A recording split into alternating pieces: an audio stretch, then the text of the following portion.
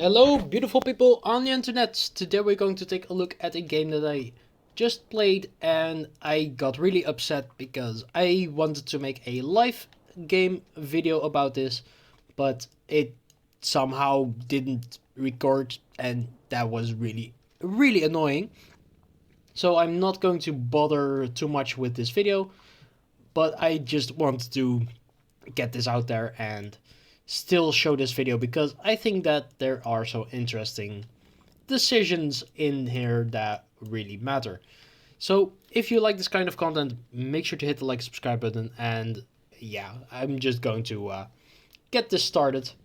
So our opponent here is playing Kiku, we are playing Bardoor, and we are playing on the 256 continents because that's just the best map type at the moment. So let's get right into that. Opponent has the standard Kiku opener, decent stuff. We do the standard Bardoor opening. Lovely. Not going to pause this too much. Quite a standard. They do make a decision here to get sailing very early on before their second village even.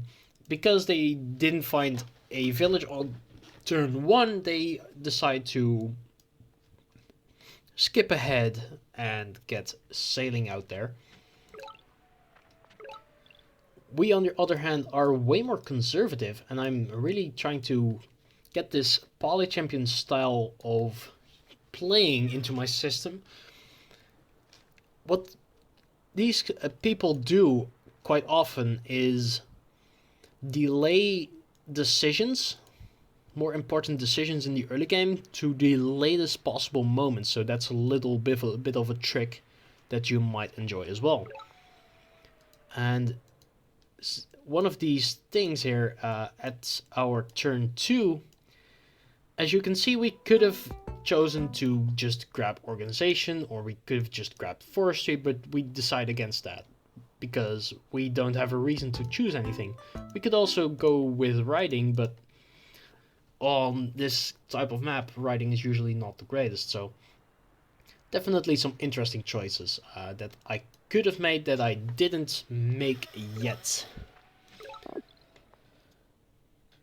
Opponent here does know that we are playing Bardoor, and we already knew that they were playing Kiku based off the points that they have.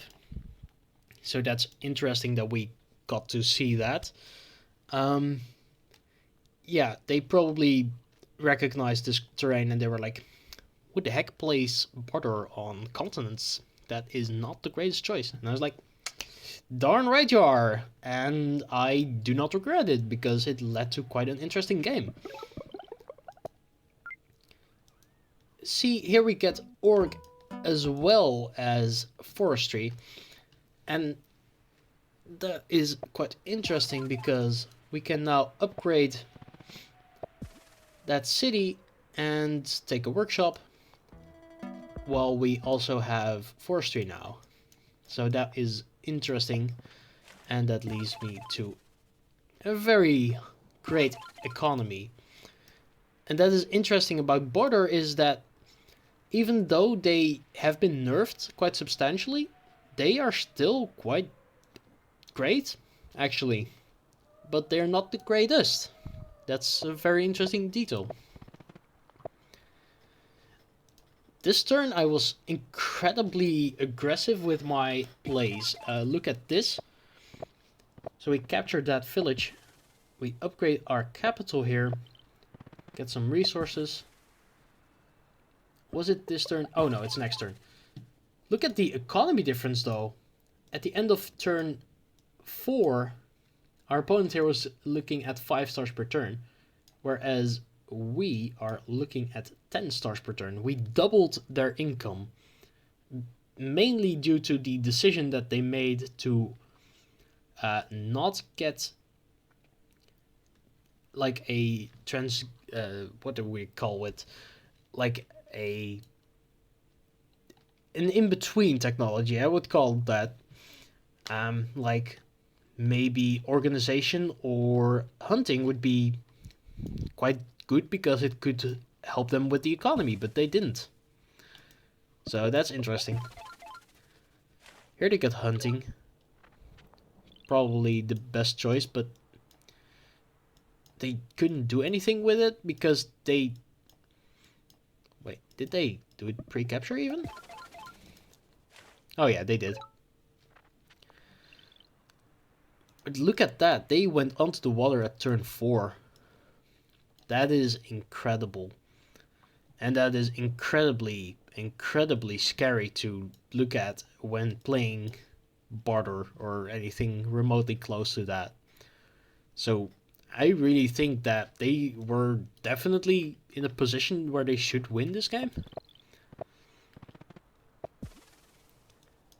And here we upgrade. It was a couple of turns ago actually, where we I chopped quite aggressively just to get going on our economy, which is something you can do with Barter that I don't do often enough.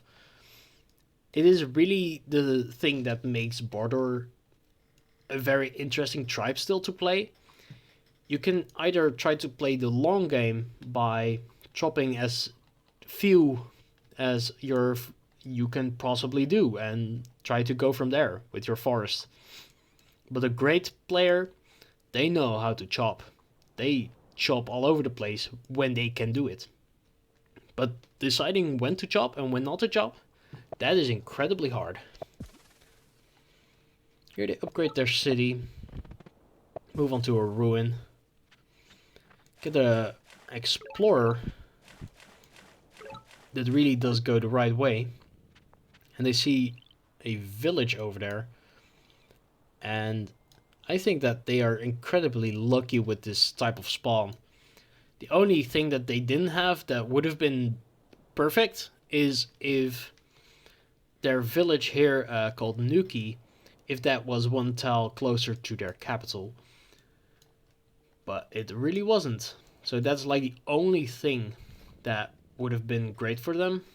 And what also would have been better, I think, is if they didn't go directly for sailing and instead would have gone with either organization or hunting. That would have definitely skyrocketed their economy into the late game, but they really didn't decide for that. Here we get sailing and Star Ruin, which is perfect for this situation, looking at what we need. Here we... Oh no, we don't meet our opponent yet. Look at this difference in economy still though. 13 stars per turn versus 8 stars per turn. That is how incredible Border can be still. Even though they got severely nerfed. This is still incredible. Finally meet them. Oh no, they meet us. They get some stars, get resources. They get forestry, and I don't know if that's the greatest choice. I probably should have chosen to go with organization instead. Right? Wait, or did they get that from a ruin? No, that's the explorer. Here they meet us, yep.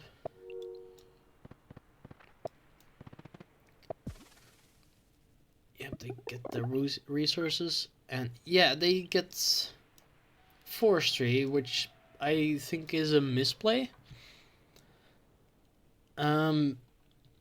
Probably would have been better to go with organization, because you can definitely upgrade this city, and this one also smells like it could be upgraded with organization, at least from this side over here.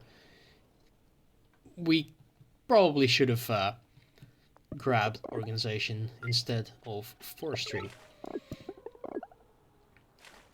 I got a little bit too ambitious, and I I wanted to really... I saw that there was quite a lot of land still, and it may have been a mistake for me to grab a riding here. My voice is stopping to work. That's great because I've been recording for like over an hour. And it keeps deleting my footage, so... Great. Let's keep trying though. Yep, this is the point where they should have been able to like tip their way into a great game, is where they get all of these starfish, and the starfish would definitely help them a lot in getting further into the game. And we are slowly but surely trying to catch up, because we are not in the lead at all. We get fishing. This is where we finally try to catch up with them. We can explore, which I don't think actually reveals them, which is a pity. It does reveal a ruin and a village over there. They get nav, aquaculture, yep. And why they got 2 rammers in that direction if they know that we are over here really puzzles me. That is just really odd to get in that situation, and I don't know why you would ever do that. That's just oddball. A little bit lost in the sauce, as they would say it nowadays. We can explore. We finally see them, which was about to get time. And we are working on our economy. We get strategy because that could play a role in the naval battle that we are definitely trying to go and win, but we are not in the lead, so that's something that we definitely need. Yep, they just work on their economies as well. What is weird is that they had the opportunity to get, I think, more villages. And 1, 2, 3, 4, 5, 6, 7. 1, 2, 3, 4, 5, 6. Yeah, they were supposed to have 1 more village than we did. And they also should have been able to get to these villages way more quickly than they did. So they really should have been winning all along. But yeah, I don't know. We got the border growth, strategic.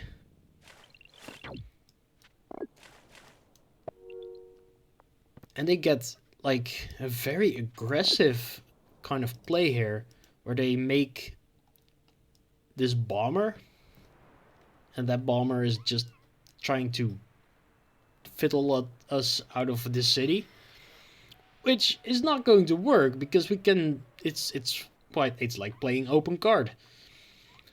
We can just see that they have that going for them, so we shouldn't play into it.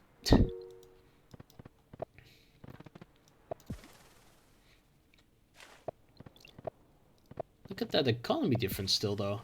That's incredibly cool that we are in the lead still. It's so weird to me that they didn't get organization.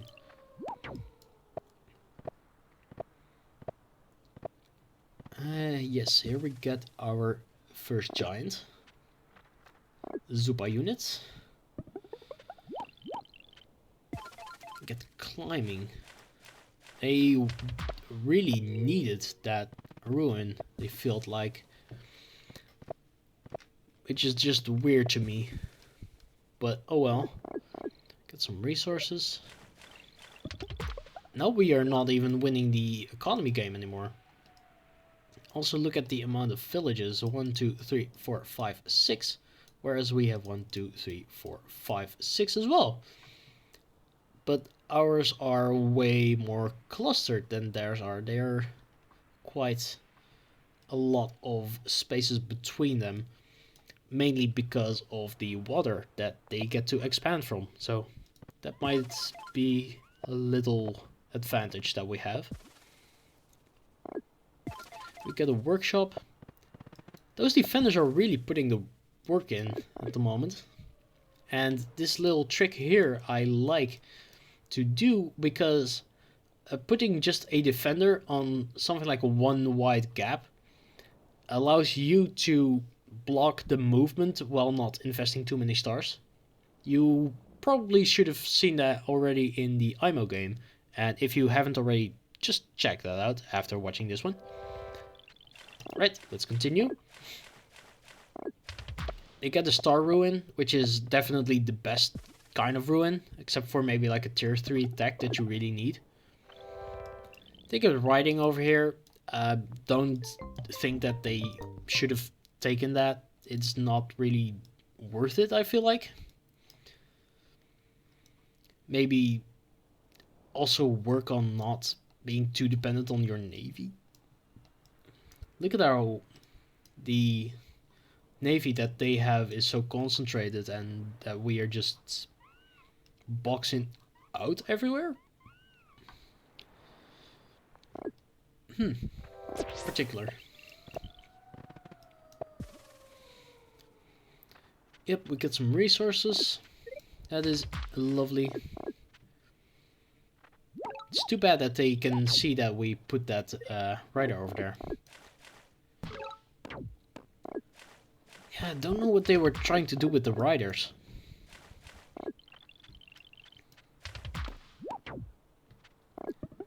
We can try to retake that village over there.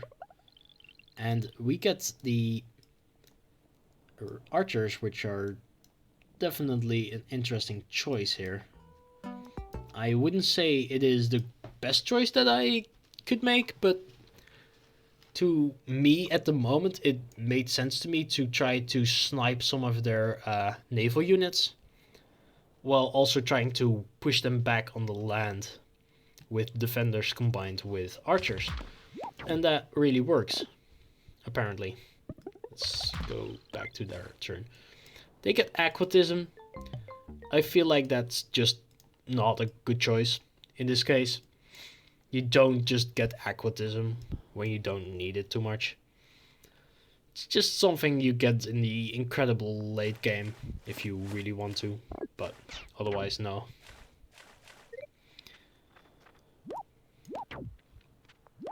If only I had navigation and didn't make this a rammer, that would have been incredible value. So here we do get navigation, but we don't have the stars to upgrade this rammer over here. We could chop for it. 1, 2, 3, 4, 5, 6, maybe even 7 if we needed to, but oh well, that was, it was going to die eventually probably, so it was not the best choice. Border growth, yep, that was just the right choice over here. We get our giant onto the land, which is, it's a risky maneuver, definitely when there's a lot of naval units nearby that are just going to kill it. So definitely a risky move, but I could have also tried to push with it to Nuki and Lanoon, and then they probably wouldn't have been able to like kill it easily. So some pressure would have definitely helped there. That is maybe a mistake that I made. I was just getting fed up with all of these units, and I really wanted to get that village. Here they go for a siege, and they also send in their giant, which was actually kind of a trap. You see, we have archers, and these archers are going to absolutely demolish a single giant. Because I need you to know, just the one giant is not an army. Yep. They are trying also too hard to try and kill this defender. It's not going to work. It's really not worth it. We can unsiege. We can kill this. It's really unfortunate that we had to place them like this, and that we didn't have vision on this scout over here, because otherwise we would have been able to kill that as well. Quite unfortunate. We are winning this land war over here now, and they are able to kill our bomber, and they are able to siege our city here, and they are even able to kill off our giant. And at this point it is not looking too great, but at the end of next turn you will see why they give up. They really make a lot of misplays here. We can kill that scout over there, we can ping that giant and probably kill it next turn. We can kill that bomber by moving strategically. I'm going to... Yeah, here we can just completely and utterly destroy. We should have been able to even hit it with the archer. I decided against that, however. Don't know exactly why.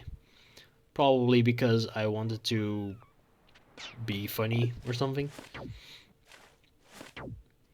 Yep, we can kill that, we can kill that. Would have been able to do that with the archer, would have been a better play, I think. Although, we did want to whittle down this giant as much as possible, which is understandable. Now we can also hit their other bomber here, and we can also kill that, and now the situation is looking way better for us than it was at the end of their turn. And there they give up, which is completely and utterly fair. So, I think that is it for today. I hope you learned something from this game, and that you probably should have taken my advice. And little behind the scenes, I would like to know what kind of content you want to watch. Maybe I'll make like a poll or something, I don't know. Do you prefer these kind of videos where I just rattle on about one game that I had? Do you like it more when I make like guides, like a specific tribe guide, or do you prefer weird guides like the opener video? Do you want a random video like a tribe tier list? Maybe for like a particular map type, or for 2v2s? I can definitely work with that. So let me know what you want to see. I'm definitely open to do any kind of content that's related to Polytopia. So let me know that in the comments, and I hope you'll enjoyed, and I'll see you in the next one. Make sure to hit the like and subscribe button, as it really helps me out. And that is it for today. Hope you'll enjoy it. See you in the next one. Goodbye.